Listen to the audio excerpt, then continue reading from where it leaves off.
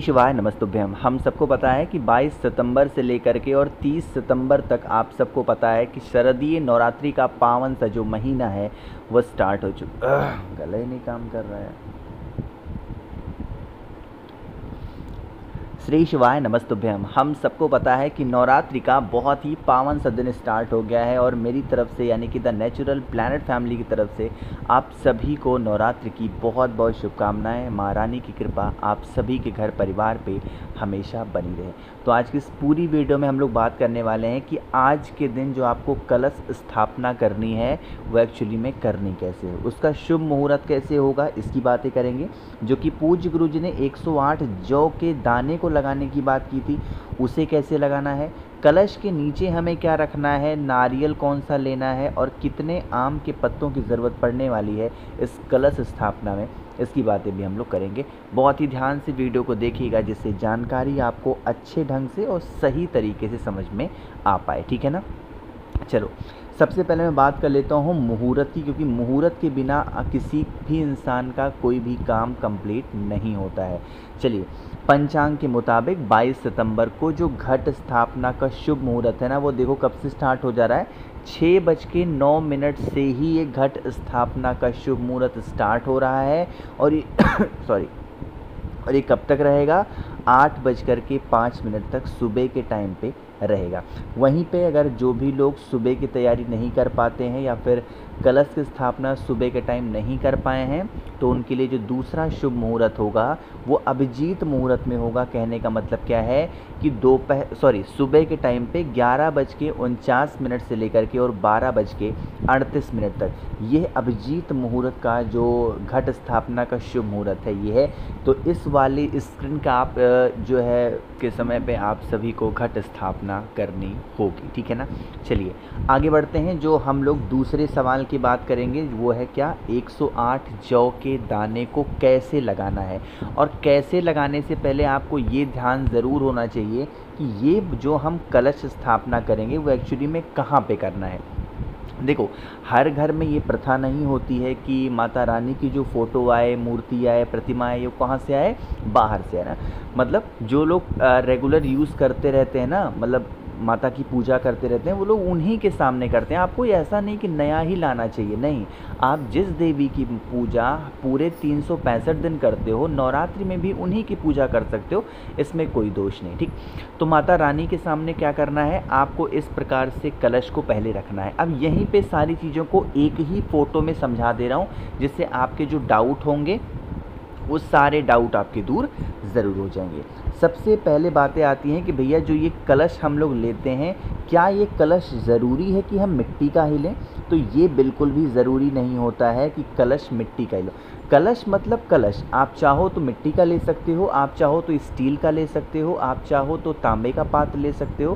कहने का मतलब क्या है, आप किसी भी पात्र में इस प्रकार से कलश स्थापना कर सकते हो, ठीक।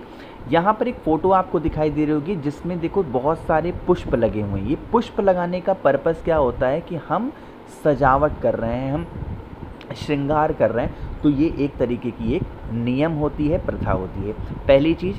दूसरी चीज़, जो आप लोग ये कलश लोगे इसको सजा भी सकते हो, इसको कैसे भी कर सकते हो, लेकिन अब नियम ये बनता है कि जो हमें 108 जौ के दाने लगाने हैं वो हमें एक्चुअली में कैसे लगाने हैं। तो दूसरी जो फ़ोटो आपको दिखाने जा रहा हूँ उस फ़ोटो में आपको समझ में ज़्यादा आएगा। जब भी कलश लिया करो तो एक बड़ा सा और इस प्रकार से कोशा, इसको क्या बोलते हैं, कोशा, तो आप कोशा भी ले लिया करो ना। तो जब आप कोशा लोगे और कोशे के अंदर क्या डालना है, आपको मिट्टी रखनी है और मिट्टी के अंदर ही गौ माता का थोड़ा सा गोबर लेना, ठीक है ना। मिट्टी और गोबर का मिक्सचर आपको उस जो कलश के नीचे कोशा रखोगे ना उसमें आपको मिट्टी और गोबर का मिक्सचर रखना है, ठीक। जब रख दोगे ना तो ये रखने का हमारा पर्पस क्या है कि जो हमारे जौ होंगे ना वो अच्छे तरीके से कलश के चारों तरफ क्या होंगे, उग जाएंगे। बारी ये आती है कि भैया क्या वो जौ जो हम उगाएंगे वो सिर्फ हम कलश के नीचे जो रखे हुए गोबर और जो मिट्टी है उसी में उगाएंगे या फिर हम कलश में भी लगा सकते हैं। तो इसका जो तरीका होता है ना वो ये होता है कि जैसे ये कलश आपको दिखाई दे रहा है, मैं यहाँ पे आपको बना के दिखा दे रहा हूँ ताकि आपको समझ में आएगा। तो क्या करना है, आपको इस प्रकार से 1, इस प्रकार से 2, इस प्रकार से 3 ऐसे करते हुए लाइन से आपको क्या करना है, ऐसे गोठ देना है मिट्टी से और किससे, गोबर से। ठीक, अब इसी में क्या करिएगा सॉरी एक मिनट थोड़ा सा बड़ा कर लूँ मैं। अब इसी में क्या करना है, जो आपके पास में जौ है ना उस जौ को ऐसे ऐसे उगा देना। जैसे मैं रेड पेन से ऐसे कर रहा हूँ ना, आप ऐसे ऐसे क्या करोगे, जौ को उगाओगे। तो जैसे ये वाली फ़ोटो में आपको दिखाई दे रहा है ना कि जौ ऐसे यहाँ से ऐसे करके निकले हुए हैं, एज सच क्या करना है, आपको भी उगा देना है, जिससे जब 9 दिन नवरात्रि के कंप्लीट होंगे ना तो ये जौ उग आएंगे अच्छे तरीके से और आपके कलश में एक शुभ घड़ी इस चीज़ को मानी जाती है। ठीक है ना। चलो अब यहाँ पर आप लोगों को आम का पत्ते की बातें कर ही लेते हैं। यहाँ पर आम के पत्ते के बारे में बात करते हैं। ऐसी मान्यता होती है कि नवरात्रि के 9 दिनों में 9 आम के पत्तों से हम सभी को क्या करना चाहिए, उपाय करना चाहिए, मतलब कलश के अंदर लगाना चाहिए। अब लगाने का तरीका क्या है, जैसे यहाँ पर आपको दिखाई दे रहा होगा, यहाँ पर 5 आम के पत्ते लगे हैं। नियम ये कहता है कि कम से कम 5, यानी कि किस में लेने हैं, ऑड नंबर में। या तो आप 5 ले लो, या तो आप 7 ले लो, या तो आप 9 ले लो, है ना। इस प्रकार से आपको क्या करना चाहिए, कलश के अंदर जो हम लोग क्या लगाएंगे, आम के पत्ते को लगाएंगे। ठीक, आम के पत्ते लगाने के बाद में जो एक बहुत बड़ा सवाल आता है कि हम नारियल भैया कौन सा लेंगे। आज के टाइम पे तो मैंने देखा है कि जब लोग नारियल को रखते हैं ना तो इसका जो छिलका होता है नारियल का वो निकाल के फेंक देते हैं। नहीं, जब आप कलश स्थापना किया करो तो छिलके वाले नारियल के साथ जो जूट लगा होता है ना, जूट पहले नहीं निकाला जाता है।